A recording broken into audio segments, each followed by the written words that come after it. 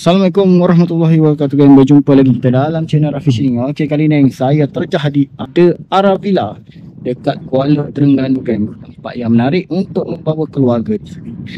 Okey, kawasan dia, ini dia kawasan dia. Ni bahagian chalet nombor 1 yang saya ambil. Ada pokok nipah sebelah sana. Ni kampungan nelayan aku depan ni. Masjid ada sebelah sana, jambatan. Ni sebenarnya kawasan Masjid Kristal, Taman Tamadun Islam.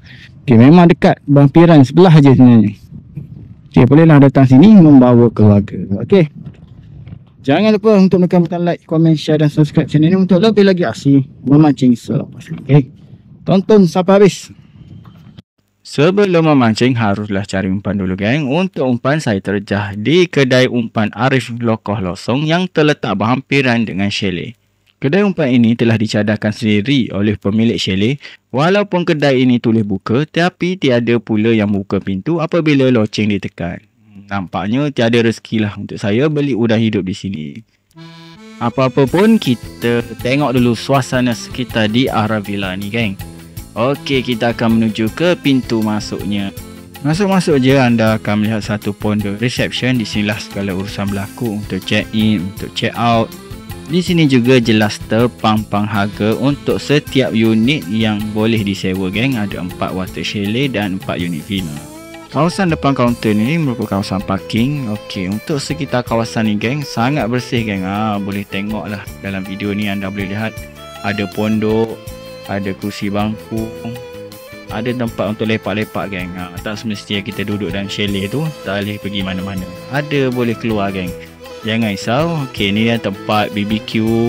Ada banyak sebenarnya, geng. Setiap chalet ni boleh kata ada satu tempat khas untuk BBQ. Inilah merupakan chalet yang saya sewa. Itu chalet 1 yang berharga RM199 untuk 1 malam. Ini pula merupakan kawasan lobster Supadupa, antara tarikan utama untuk menginap di sini. Malangnya lobster Supadupa ini telah tidak beroperasi. Mungkin suatu hari nanti akan dibuka semula, insya-Allah. Kita tengok pula suasana sekitar chalet nombor 1 ini, geng. Okey, ni merupakan jalan turun ke chalet. Dikelilingi dengan pagar yang tinggi, geng. Jadi untuk bawa anak-anak kecil tu selamat. Kawasan beranda ini dilengkapi dengan rumput kapet, geng. Tempat duduk pun banyak. Memang selesa lah untuk duduk di sini. Dan di sebelah chalet nombor 1 terdapat chalet 2, 3 dan 4, geng. Ikut susunan. Ini pula suasana di dalam chalet ni, geng. Ada katil queen, perabot dan juga katil sofa. Boleh memuatkan ramai juga, geng. Dalam 4-5 orang boleh muat dalam ni. Kelengkapan asas yang lain pun ada disediakan. Apa yang menarik lagi, geng, set karaoke pun ada disediakan di sini. Kalau kumpau tu bolehlah nyanyi-nyanyi dulu sementara menunggu ikan makan. Ini pula suasana di dalam bilik airnya, geng. Hiasan dalamnya tampak mewah dan cantik. Apa yang penting, bersih dan airnya laju, geng. Memang perhatilah. Sebelum memancing, saya nak sediakan bubur ketam dulu. Sebanyak 3 buah saya bawa hari ni. Kot-kot ada ketam nipah, memandangkan kawasan ni ada potensi untuk ada ketam nipah, geng. Untuk umpan bubur, saya gunakan ikan cencaru lama je, geng. Beli kat pasar raya je ni, RM3. Tak perlu pakai ikan baru pun, ikan lama pun dah okey. Tali pun kena ada, geng, untuk kita ikat bubur. Ini dia, geng, ikan yang dibeli di pasar raya tu. Ikan lama ni, geng, ikan cencaru. RM3 dapat 3 ekor. Apa-apa lah tu, sesuai dengan bubur kita ada 3. Untuk letak umpan ni mudah je, geng. Selit je umpan tu, ikan tu ada kat bawah besi tu, supaya tak bergerak. Lepas tu yang besi atas tu kita selitkan dengan besi dengan bahagian bawah. Kena tekan sikit lah, tekan kuat sikit supaya dia masuk. Okey, selesai, geng. Langkah yang seterusnya pula, geng, ambil tali dan ikat bubur tu, geng. Ikatlah macam mana pun tak kisah, yang penting kemas dan kukuh supaya bubur tu tak hanyut dan tak hilang, geng. Langkah yang seterusnya pula, kita cari spot yang baik untuk letak bubur ni. Okey, untuk bubur yang ni saya letak dekat belakang lah. Memandangkan dekat depan airnya memang dalam, geng. Habis hapus tali, memandangkan tali pun bawa 3 je tak cukup. Untuk umpan mancing, saya gunakan udang mati ataupun udang kopek. Memandangkan stok udang hidup dekat kedai tadi tiada.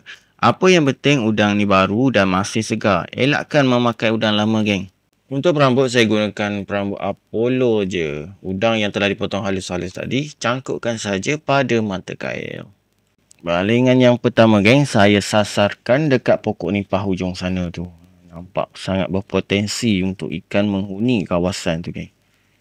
Kehadiran saya di sini disambut meriah oleh sekumpulan memerang. Ramai geng-geng dia geng melepak kat situ sedang mencari ikan. Kebetulan pula saya campak umpan dekat pokok nipah tu. Harap-harap tak kumpau lah trik kali ni. Selain memerang, biawak besar pun ada juga menghuni kawasan ni geng. Tidak lama menunggu ikan untuk makan geng. Alhamdulillah, diorang terus digegarkan dengan serangan yang pertama, iaitu senangin. Selalu mancing yang pertama ni lama lah selalu paling cepat naik. Kali ni senangin geng. Alhamdulillah berbeza kali ni. Walaupun guna Apollo je, dapat senangin juga geng. Ini pula strike yang kedua geng. Tak sempat nak rakam. Tapi ni dia geng. Dapat senangin juga yang kedua pun. Alhamdulillah.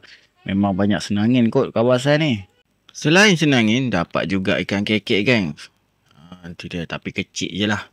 Ni pun saya lepaskan balik lah. Tak pandai pun ambil. Strike yang seterusnya pula dapat anak duri geng. Penghuni tetap muara lah ni. Tak sah kalau tak dapat ikan ni. Pada waktu malam, tepatnya pada waktu maghrib, satu tarikan kuat telah menggegarkan joran saya hingga hampir jatuh joran tu geng.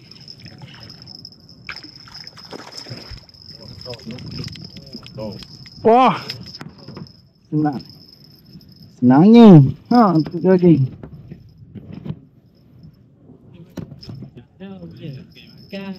Alhamdulillah. Senangin kan. Dengan menggunakan umpan udang kopek dan perambut Apollo benang, senangin tewas di waktu maghrib. Jarang-jarang berlaku ni geng. Alhamdulillah rezeki. Memancing di waktu malam ni pula tetap meriah dengan kehadiran spesies ikan duri dan buntal. Maklumlah saya datang ni pun ketika air mati. Pada waktu di sebelah pagi pula geng, masih terdapat rezeki strike. Alhamdulillah. Tapi ikan duri lah geng. Dari semalam lagi dia ni memang banyak. Apa pun kita lepaslah balik semua ikan duri ni. Strike yang berikutnya pula dapat double strike geng, iaitu ikan duri dan ikan green chromite. First time juga geng dapat ikan green chromite ni. Pernah je tengok ikan ni bermain tapi tak pernah dapat lah. Strike terakhir penutup tirai kunjungan saya di sini dapat strike yang tak disangka, iaitu ketam. Saya target dapat ketam dalam bubu yang 3 tu, tapi bubu kosong dari semalam. Tiada langsung ketam yang sudi masuk geng. Nampaknya begitulah kesudahan trik kali ni geng. Inilah dia hasilnya. Walaupun tak banyak tapi masih dapat merasai tarikan strike di sini. Alhamdulillah. Jangan lupa untuk menekan butang like, komen, share dan subscribe untuk lebih lagi asyik memancing. Selepas ini kita jumpa lagi.